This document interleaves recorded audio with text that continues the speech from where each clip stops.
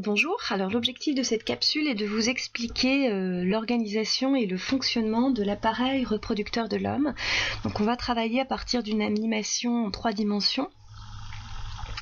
Donc ici on observe l'appareil reproducteur donc externe de l'homme. Vous repérez donc des structures que vous connaissez déjà. Donc vous avez ici le pénis. À l'extrémité de ce pénis, vous avez le gland. Alors je vais d'abord faire une flèche, pardon. Donc vous avez ici le gland qui est à l'extrémité du pénis. Alors le gland en fait est recouvert normalement d'une peau qui s'appelle le prépuce. Et il peut donc le prépuce recouvre le gland et le gland est visible en fait lorsque l'on tire sur le prépuce ou au moment de l'érection. Alors certaines pratiques religieuses font enlever en fait le prépuce, c'est ce qu'on appelle la circoncision, et on peut aussi pour des raisons médicales devoir faire une circoncision, notamment dans le cas de phimosis. Donc le phimosis en fait c'est une petite anomalie du prépuce, le prépuce est trop serré sur le gland, il ne laisse pas la possibilité d'apercevoir le gland. Donc on peut dans ces cas-là faire une circoncision. Et puis vous avez donc ici le repli de peau ici qui va recouvrir les testicules qu'on appelle le scrotum. Donc ça c'est pour plutôt la partie externe, en tout cas visible de l'appareil reproducteur. Alors vous avez ici, j'enlève donc la partie peau, muscles, etc. Et simplement ici pour que vous repériez que sur le pénis, en fait, il y a énormément de vaisseaux sanguins, hein, on les voit ici, qui arrivent. On aura l'occasion de reparler tout à l'heure du rôle de ces vaisseaux sanguins. Alors je passe à une vue qui va me permettre de repérer en fait la position de cet appareil reproducteur par rapport aux os du bassin. Donc vous avez ici les os du bassin. Alors je vais les mettre d'une autre couleur parce que ça ne fait pas partie de l'appareil reproducteur. C'est intéressant quand même de le voir. Donc vous avez ici le coccyx, vous avez ici le sacrum, c'est-à-dire l'extrémité de la colonne vertébrale, et vous avez ici l'ilion, hein, qui est donc la partie inférieure de notre bassin. Et puis je voudrais vous montrer une autre partie de l'appareil qui n'appartient pas non plus à l'appareil reproducteur mais qu'on représente souvent sur les schémas d'appareil reproducteur. Donc je vais enlever le squelette et je vais tourner ici pour repérer en fait ici. Donc même chose, je ne vais pas le mettre, pardon, j'aurais pas dû faire ça. Même chose, je ne vais pas le mettre en, alors voilà. Donc je ne vais pas le mettre en rouge puisqu'il ne s'agit pas de l'appareil reproducteur, mais vous avez ici en fait l'extrémité du côlon, donc le côlon qui est le gros intestin, au bout duquel il y a ici le rectum, et vous avez donc ici l'anus, qui est donc l'extrémité qui va faire évacuer les excréments. Donc en bleu, ce que j'ai marqué ici, ça fait partie de l'appareil digestif, et non pas de l'appareil reproducteur. Alors nous allons nous intéresser maintenant, alors oui, une autre structure qui n'appartient pas non plus à cet appareil reproducteur, c'est ici la vessie. Alors la vessie n'appartient pas à l'appareil reproducteur dans le sens où elle n'a pas un rôle dans la reproduction, mais pourtant chez l'homme, en fait, donc la vessie a pour rôle de stocker l'urine. Et en fait, on va voir tout à l'heure sur un schéma que l'urine est évacuée donc par le pénis et que donc l'appareil urinaire et l'appareil génital chez l'homme sont fusionnés en partie. Vous avez ici, vous pouvez repérer donc ici un petit canal, un petit tuyau en fait, qui va amener l'urine. Voilà. Donc, alors ce tuyau on l'appelle l'urétère. Et en fait l'urine il est fabriqué par le rein. Donc le rein va filtrer le sang, va garder les déchets en fait qui sont dans le sang pour fabriquer l'urine. Et l'urine donc va arriver ici dans la vessie. Donc on va maintenant regarder l'appareil génital en coupe pour que l'on repère donc le rôle de cette vessie. Donc je vais tourner l'appareil génital. Voilà. Donc je repère ici toujours la vessie. Donc vous avez la vessie qui est ici, et en fait quand donc la vessie est pleine, l'homme a envie d'uriner, et en fait l'urine donc va s'écouler ici par ce tuyau. Donc ce tuyau on l'appelle l'urètre, donc à ne pas confondre avec l'urétère, donc urètre. urètre, et vous avez à l'extrémité de cet urètre donc la partie qu'on appelle le méa urinaire, donc qui est présent ici, le méa urinaire. Et donc le méa urinaire, on l'appelle aussi l'orifice urinaire, donc c'est par là que s'évacue l'urine. Et en fait chez l'homme, ben, c'est aussi par là que va s'évacuer le sperme. Donc on va voir maintenant justement d'où vient ce sperme et comment fonctionne l'appareil reproducteur de l'homme.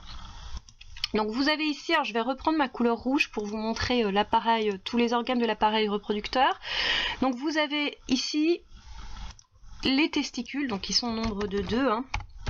Les testicules qui sont présents ici. Donc les testicules sont logés dans un sac qu'on appelle la bourse. Et le rôle des testicules, c'est de fabriquer les spermatozoïdes.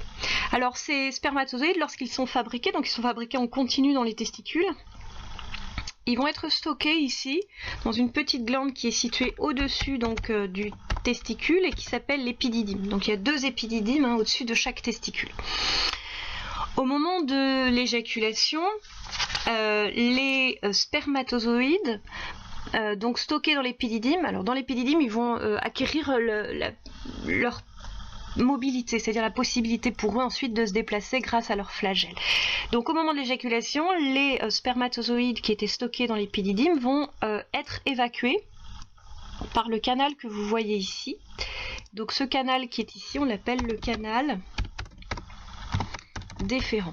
Mais là on n'a pas encore la fabrication du sperme, on a simplement les spermatozoïdes.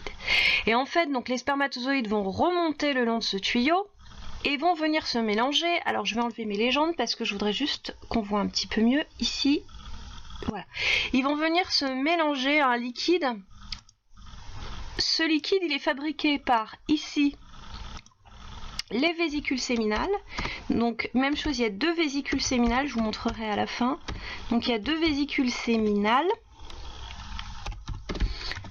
Hop, la fin est coupée, hein. Il y a un E et un S. Donc 2 vésicules séminales qui vont fabriquer un liquide qui est riche en fructose, dont vont se nourrir en fait les spermatozoïdes le long de leur trajet. Puis ensuite, les spermatozoïdes vont arriver au niveau de la prostate. Et donc la prostate a également pour rôle de fabriquer le liquide dans lequel vont baigner les spermatozoïdes. Autrement dit, le sperme, il est formé à cet endroit-là par l'ajout aux spermatozoïdes du liquide des vésicules séminales et de la prostate. Et puis ensuite, donc vous avez le sperme qui va s'évacuer ici, donc le long de l'urètre, dont on a déjà parlé tout à l'heure. Donc l'urètre, il est présent ici, voilà, je vais le légender. Donc l'urètre c'est ici. Donc l'évacuation du sperme chez l'homme se fait au moment donc, de l'éjaculation. Donc l'éjaculation c'est une contraction spasmodique qui va éjecter le sperme. En fait, c'est-à-dire la sécrétion de spermatozoïdes plus les sécrétions des vésicules séminales et de la prostate. Alors, ceci est possible grâce à l'érection du sperme. Alors ici, vous avez à l'intérieur du l'érection du pénis. Vous avez ici à l'intérieur du pénis des corps. Alors ici, celui-ci s'appelle le corps caverneux. Donc en fait, il y a 2 corps caverneux. Je vais vous montrer tout à l'heure sur une coupe. Donc ici, vous avez le corps caverneux. Et puis vous avez ici le corps que l'on qualifie de spongieux, donc qui entoure l'urètre. Donc ici, vous avez le corps spongieux. Donc voilà comment ça s'écrit. En fait, ces 2 corps vont pouvoir se gorger de sang au moment de l'érection. On avait vu précédemment qu'il y avait beaucoup de sang qui arrivait, qui était présent au niveau du pénis. Donc au moment de l'érection, les corps caverneux et le corps spongieux va se gorger de sang, ce qui va permettre l'érection. Alors j'avais prévu ici une petite coupe. Donc voilà, ça c'est une coupe d'un pénis. Donc on aperçoit ici les 2 corps caverneux. Et puis on aperçoit ici donc l'urètre, autour duquel il y a le corps spongieux. Hein, donc en anglais, voilà comment ça s'écrit. Donc on a ici en fait toutes les structures en fait qui vont permettre l'érection. Et puis il y a un petit organe dont je vous ai pas parlé. Alors je vais revenir sur juste ma vue précédente. Il est ici ce petit organe. Donc ici. Donc on l'appelle la glande de Cooper. Alors donc ça s'écrit glande de Cowper, comme cela. Et en fait, la glande de Cowper, elle a pour but d'excréter un petit liquide pré-éjaculatoire, c'est-à-dire avant l'éjaculation. C'est un liquide incolore et qui va lubrifier le pénis avant l'acte sexuel et qui va aussi nettoyer l'urètre, puisque je vous rappelle que l'urètre va aussi faire circuler l'urine. Donc pour éviter qu'il y ait des petits résidus d'urine qui sont notamment acides et qui risqueraient d'abîmer les spermatozoïdes, il y a ce petit liquide qui est fabriqué. Alors normalement, il n'y a pas de spermatozoïdes dans le liquide pré-éjaculatoire, mais il peut arriver qu'il en reste. Par contre, ce liquide pré-éjaculatoire, il est porteur du VIH. Alors je reviens juste, donc j'ai parlé, je vais juste vous montrer une dernière vue pour que l'on repère en fait tous les organes qui sont voilà, en double. Alors je vais juste vous remettre cette vue ici. Normalement voilà. Donc là on repère bien qu'il y a des organes qui sont en double. Hein. Vous avez les testicules qui sont en double. Vous avez ici les vésicules séminales, il y en a une de chaque côté ici et une autre de l'autre côté. Là, et puis la prostate, par contre, il n'y a qu'une prostate. Hein. Les glandes de Cooper, c'est pareil, elles sont par deux. Donc ces petites glandes qui sont ici, il y en a une de ce côté, et puis il y en a une de l'autre côté. Voilà, donc j'espère que vous avez bien compris le fonctionnement de l'appareil reproducteur. Merci beaucoup.